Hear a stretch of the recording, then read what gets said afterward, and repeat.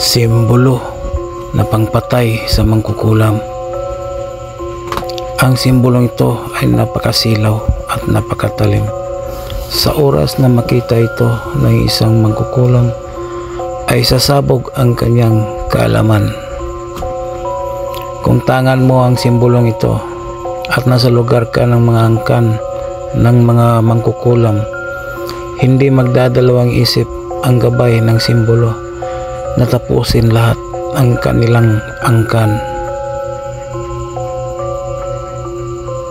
Marahil para sa iyo, ang simbolong ito ay guhit lamang sa isang puting papel gamit ang isang itim na ballpen. Pagkatapos iguhit ay lagay sa iyong wallet, maaari mong dalhin kahit saan na hindi mo na kailangan pang mangamba. Maraming salamat sa mga tao na naniniwala